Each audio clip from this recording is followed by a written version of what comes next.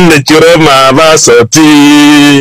Le nom de Chiroma va sortir. Je vous dis, écrivez, réveillez-vous.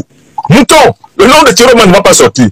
Paul Biya dit que c'est son nom qui va sortir. Et il fait durer faussement le suspense. Attendons qu'on connaisse le nom de l'élu. Quand il dit ça, il faut suivre ça. Quand il parlait Paul Biya, son doigt, il faut suivre son doigt. Attendons de savoir d'abord le nom de l'élu. Il parle de lui, hein. Le vieux Grigou parle de lui. Et le suspense là, on va prendre 2 semaines. C'est le temps pris pour prendre ses dispositions pour qu'on prononce son nom sans difficulté. Hein? Bien qu'on voit là, n'a confiance qu'en son propre nom. Il n'a confiance qu'en son propre pouvoir. Son projet politique, c'est de mourir au pouvoir. Le nom de l'élu n'est pas un mystère, c'est Biya qui va s'auto-proclamer élu. En 2018, c'est ce qu'il a fait. En 92, c'est ce qu'il a fait. Il s'est toujours auto-proclamé élu. Parce qu'il est là par usurpation, il n'a jamais été élu. Seuls les Camerounais les plus bêtes, les plus kengemateux, les plus nyata, les plus mboutuku, les gros boubourous du Cameroun, peuvent attendre d'entendre de la bouche de Clément Atangana. Atangana Clément, quand vous regardez sa bouche là, le nom de Chiroma peut sortir de sa bouche. Et puis j'en vois qui sont sortis sur les réseaux sociaux. Hey, Nyamsi, tu vas avoir honte. Tu vas avoir la honte de ta vie. Hey, le nom de Chiroma va sortir de la bouche d'Atangana. Ce sont les mêmes qui m'avaient dit que le nom de Kamto allait sortir de la bouche d'Atangana. Quand j'ai dit que Maurice Kamto va être exclu de l'élection, quand j'ai dit que le conseil foutaise constitutionnel va chasser Maurice Kamto de la liste des éligibles, hey, Nyamsi, tu vas avoir la honte de ta vie. Hey, le nom de Kamto va sortir, pas sortir. Je vous l'avais parlé, vous n'avez pas écouté.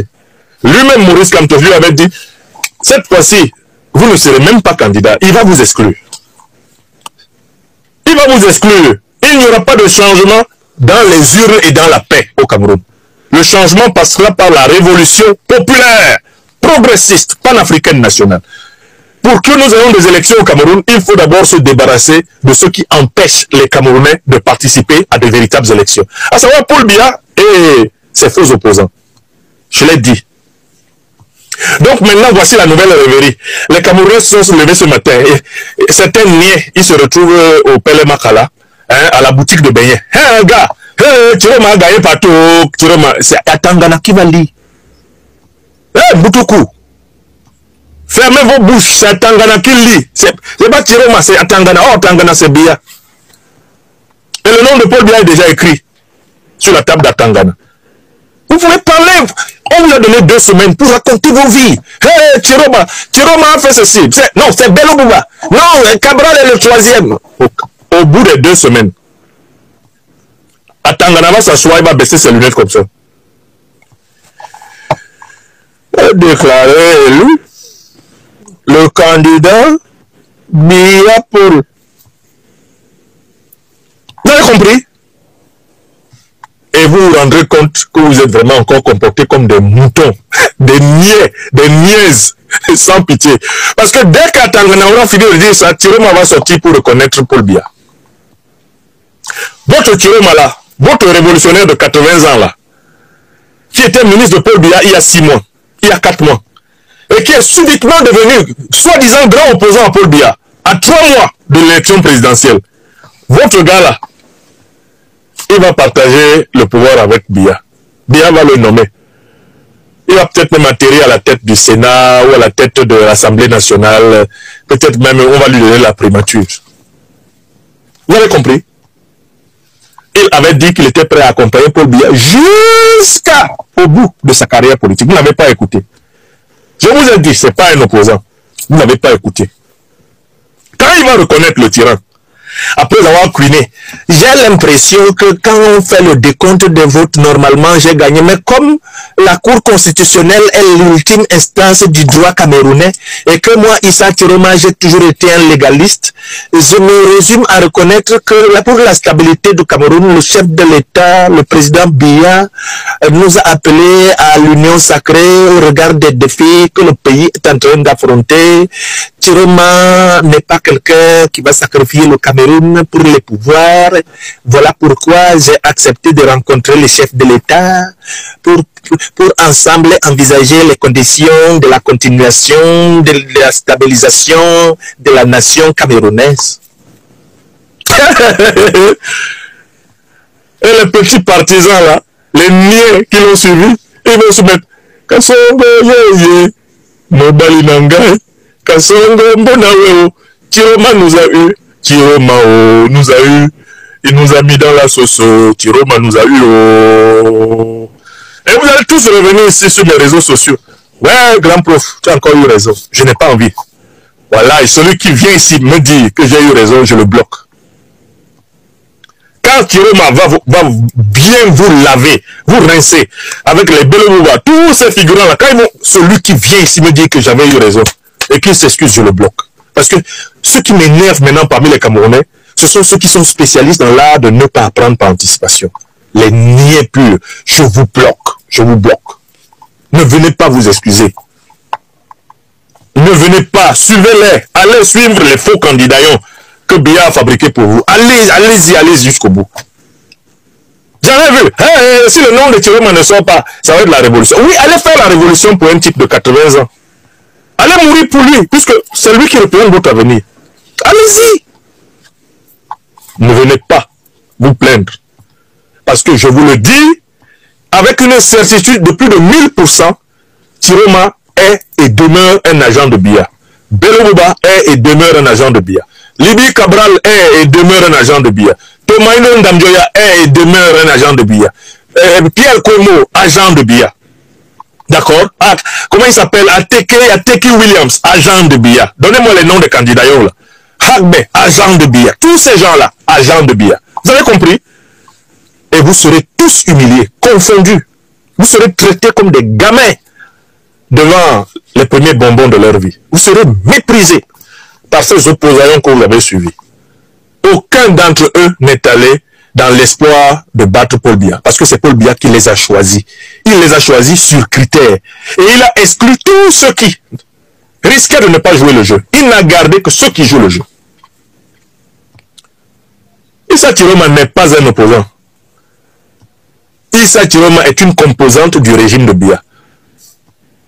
On ne devient pas opposant en 3 mois. On ne devient pas l'incarnation de l'espérance d'un peuple en 3 mois, après avoir appartenu pendant 25 ans au gouvernement du tyran et avoir justifié sa tyrannie. Ce n'est pas possible. Il n'y a que les niais qui peuvent avaler ça. Réveillez-vous. Ce n'est pas seulement une élection, c'est une leçon de pouvoir. Écoutons, vérifions et choisissons la voie de la vérité, sans violence, sans insulte, mais avec une détermination sereine.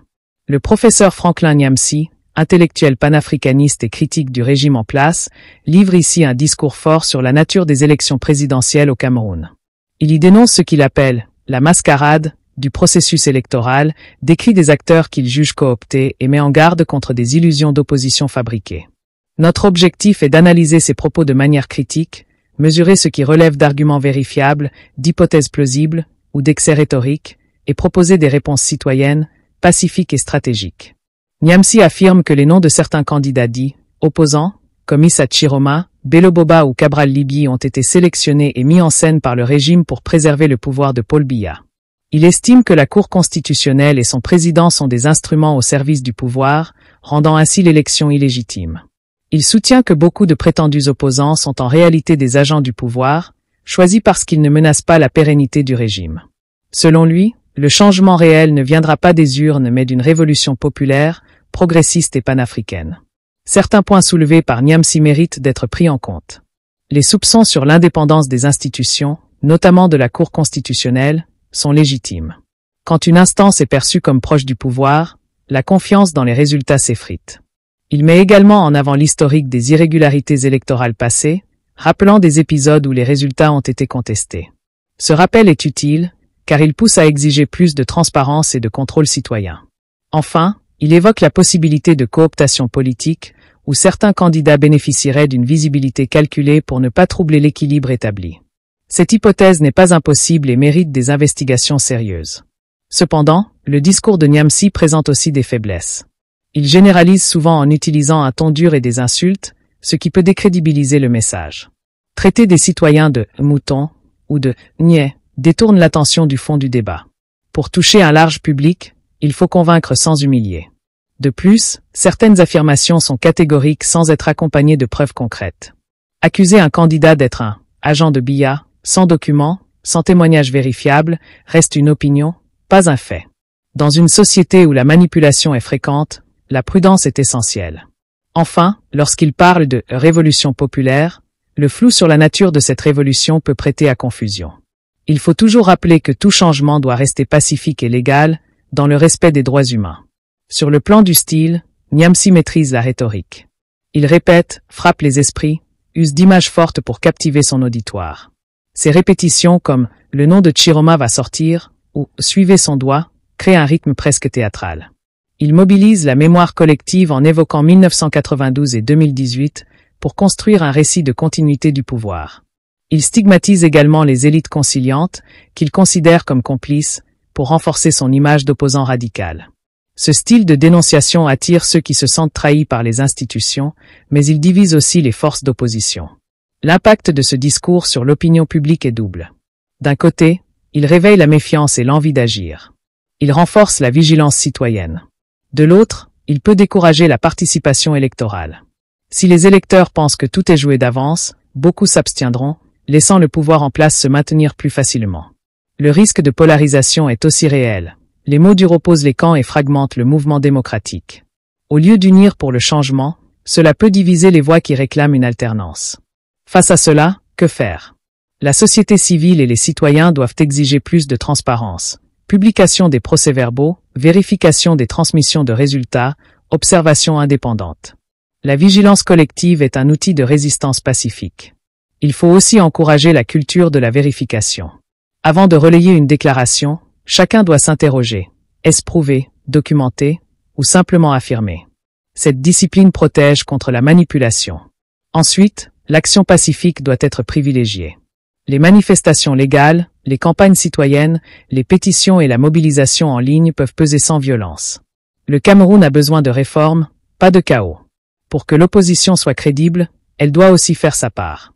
Être opposant, ce n'est pas seulement critiquer, c'est proposer. Les candidats doivent publier leur financement, prouver leur indépendance, présenter des programmes réalistes. Une opposition responsable inspire confiance et attire les indécis. Quant aux influenceurs et créateurs de contenu, ils doivent rester prudents.